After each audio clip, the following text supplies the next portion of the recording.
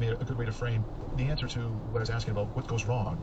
So one of the things that goes wrong, or the critique of someone like Reid, has to do with the terms under which we understand access to things in themselves.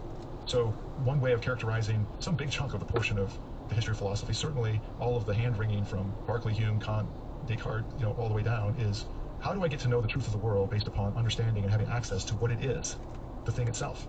And then different ways of parsing out that problem based upon the fact that we come up with examples where we clearly aren't seeing what it is, right? And Reid, I think, as you described, has some of the clearest answers to why you don't have to have the answer to that question on the terms that you think you need to have it in order to still have the world out there and have your perceptions have real meaning. And in a way, he's saying you do it all the time, right? Mm-hmm. Not only do you do it all the time, the only time you don't do it is when you're doing philosophy. and you couldn't do philosophy if you didn't already do it. Yes, right, yes. Because he makes that analogy between sensation and language, he's essentially saying, if you can't experience the world veridically, then you have nothing upon which you can base the development of your consciousness and your experience to the point where you can even ask these kinds of questions. Yes. Sounds pretty nyaya to me. I was thinking the same thing. One of the interesting things about all of this is the way in which we get spatial information about the world, right? And we get them through two senses, according to him, through touch and through sight. But it's important. It turns out, importantly, that spatial information is not sensory information, even though we rely on sensory information to construct space. Let's put it that way. Although construct, right, for him can mean means we're constructing it, but it could mean we're getting direct access to the thing in itself. It's not prejudiced towards distorting reality. But so it's we're not making a inherent. jump. So we're not constructing. Right. We're making a jump. Our mind is led. Inferring, or as he said, we're inferring or getting at the signify. But our minds are inherently interactive with this process, right? There's processing that happens. Yeah, I don't even want to say infer because that sounds like reasoning, but go ahead. Right, so we instinctually, unconsciously infer. Process, whatever it is that gets us from the signifier to the signified, yeah. The laws of nature of mind. Construct, I don't think is a bad word as long as we understand what we mean by it. So space is not an object of sensation, spatial information is not an object of sensation, which is not itself a new idea, right? Hume is on this, just like causality, and Kant, is onto this, right? Causality and space kind of and everything else fall into the same category, which is to say they can't be sensory objects, they can't come in through the manifold, and so in a way it looks like they have to be imposed upon the manifold. But going beyond that, one other very ingenious thing about Reid is he understands that there's a sense in which sight and touch are really only accidentally related to spatial information. We ourselves have been so constituted that sight and touch allow us to infer spatial information, but it need not have been that way. And this will sound really confusing, I think, to some readers. So at a certain point he said, well, it could have been hearing, it could have been another sense that does this. There's no reason why hearing couldn't be made the sense that conveys spatial information. Then you think, like, what are you talking about, right? Space is something, you gotta see it or touch it. Do you know what it's like to be a bat, Wes? Right. But it made me think about things I read in various neuroscience books or articles. So for instance, some blind people do see by echolocating. So some, just even without even being trained, will start to do clicking as kids and can basically construct a three-dimensional, like an image of three-dimensional space around them. And it's the same part of the brain, the same visual cortex processing goes on as if it were coming from the eyes. Now it's a very low-resolution image, echolocation, and of course there's no color. That's but it is. Daredevil has color. You're calling it's not just analogously an image. So the brain actually doesn't care where it comes from. And the same thing, they've done experiments where they put a photosensitive patch on someone's back, and then that patch will translate the effects of light into certain stimulations on the skin. You can see with your skin. Give it enough time, your visual cortex just latches onto that. What it cares about is that, oh look, there's spatial data patterns going on there. I'm going to latch onto that. I'm going to use it. So you can actually see through your skin. So I don't know. Is this helping? Am I just... No, it is helping. This might really amazing. But you're digging into a part that I wondered about. I mean, it makes sense that we build our three-dimensional world through information, through the visual primarily. And it also makes sense that it's sensible that that's working through a particular area of our brain.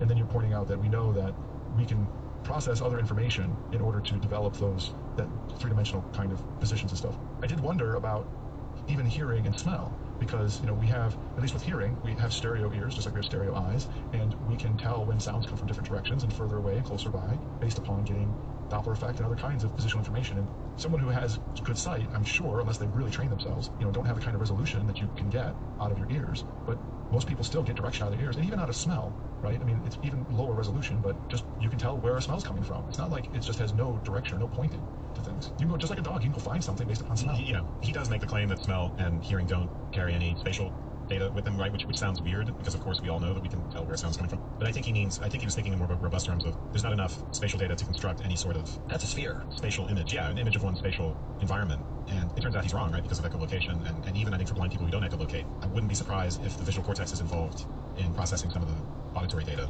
that gives them a sense of their surroundings. So for instance, at Harvard, I actually had a blind girl ask for help finding a building on Harvard Yard. Normally there wouldn't be a problem because Harvard Yard is this big open space, and so there's not enough bouncing of sounds. It's just too big and open to be used. It's confusing, right? There's not enough resolution. And at a certain point, as we were approaching the building she wanted to find, she's like, oh, I can hear where I am now. I don't need your help anymore. I can hear where I am now. And I think one might think, well, that's just being used analogously, but I don't think so. I think. I agree. Yeah. I'm sure there are other instances of this in the media, but like I don't know if any of you sat through any of that Daredevil TV show that was in Netflix. I did. Yeah, because they would like he's constructing his world out of smell and hearing and even taste, but of course they have to show it to us as this weirdly colored, like seeing through an infrared camera or something. Like it's like sight, but it's different because we just have to use our imagination to picture the thing that's being presented. Imagine this was a field of space constructed from smell and hearing. Right. And I think we could say, and this is like what it's like to be a bad joke you made, Mark. I think, yeah, in a way, we're not that far off, right? Echolocation is just very low resolution sight, right? So it's like, okay, imagine what it's like to see, and now imagine lower resolution, like being in a very dimly lit room or any other way you would do it. And there you go. Now you know. Now you know what it's like. Well, another thing about the bats related to one of these whole chapters is that they hang upside down. Do they see it is upside down? It doesn't bother them, at least. They're not discombobulated. They're not just like, who is that? Is that Jim? Wait, let me get right side up again. And oh no, that's it. And then I'll hang back upside. They seem okay with it either way. This was just one of the things that was asked in the chapter of like, okay, well, philosophers, anatomists have discovered that on the retina, the image is actually upside down. So do we conclude from that? How do we get the image right side up? And one of the things that had been put forward is, well, we just sort of infer that, well, it can't be upside down. It can't be like, and he's saying, no, we don't see that image at all. Only the anatomist sees that image. The fact that it's on our retina doesn't mean we see it. It, gets converted to something that gets put down the optic nerve. Of course, now we have all these other models like, yeah, images can get moved through a fiber optic cable. Like, it doesn't matter that the data does not resemble the image. The image could still somehow be encoded and then flipped it. So I don't know that he's actually solved the problem. Clearly, that data from the retina gets to us. He's encoded somehow. That resemblance is maybe not the best word, but encoding is. Like, isn't it encoding a kind of resemblance? Well, so that question, I think, is pretty pregnant. Why would we say the access that Reed is describing through many steps? Why do we want to say that's not resemblance? At some level, there has to be something like resemblance when we talk about the steps we go through to get to what the thing is, right? We're processing, not any different than if I look at an electrical signal on an oscilloscope. It has resemblance to that electrical signal, if not the electrical signal itself. I think the idea is that, brain activity does not resemble. Yes. Well, the things that and he says this directly. So so there's an image on the retina, and then the very center of the visual field is focused on what's called the fovea. So very point that's very packed with cones, right? There's rods and cones, rods for black and white sight, and then cones for color, and they're most densely packed right at the very center of the field of vision, which is when things get kind of blurrier and less distinct as we go right out from the very center of our field of vision, which is one reason why it's upside down on the retina, because it has to be focused through a lens, and focusing it through the lens flips it upside down. There's a lot of we just have one stage of focusing. We don't have a double stage. We don't have a compound eye, so. Well, we do. I mean, there is, so there's the cornea and then there's the lens. There's pre-pupil refraction and then there's post-pupil refraction. So there isn't a way of double focusing. But anyway, the point is that, so what is the light hitting on the back of the eye and the retina? And I looked at eye anatomy in preparation for this episode, and I realized, well, I didn't really know much about that either and how crazy that is.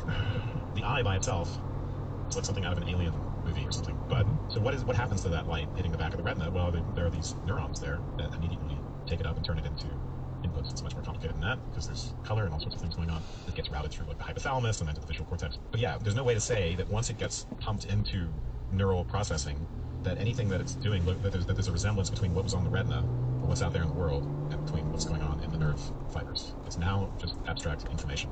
Right, abstract information. So one way of interpreting resemblance is not just like what looks like it resembles to us.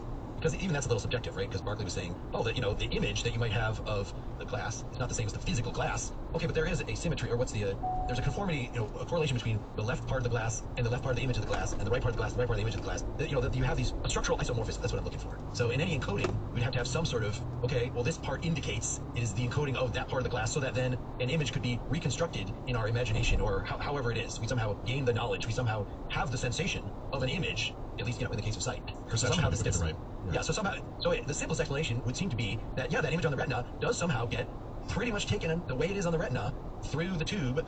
And, he specifically says it's not, he calls it the sensorium, but this is what Dennett had called the Cartesian theater. That, it's not the case that the mind sees the image that's in the head. No, the mind just has the image. Because otherwise, if the mind sees the image, what does the mind have eyes? Yeah. What's the anatomy of the mind's eyes? It would in a way very similar to Dennett, he argues against that sensorium, Cartesian theater idea.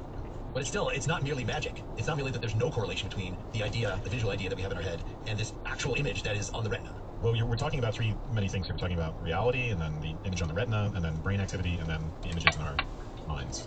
And so, can brain activity, quote unquote, resemble the image on the retina? Can the idea in our minds, quote unquote, resemble? I don't think resemble is going to turn out to be the right word. I think that's part of the point, right, that he's making. If it just means encode, then that's my challenge. That, actually, it could resemble. As to the thing out in the world, so this is actually his... I think signify, though, is better. Yes. That's the one. But go ahead. I'll save my other point about Barclay for the beginning of part 2. Please come back next week. Go to personalexaminedlife.com/support if you want your part 2. Ones in the currency they need. Wise always gives you the real-time mid-market exchange rate too. Sure.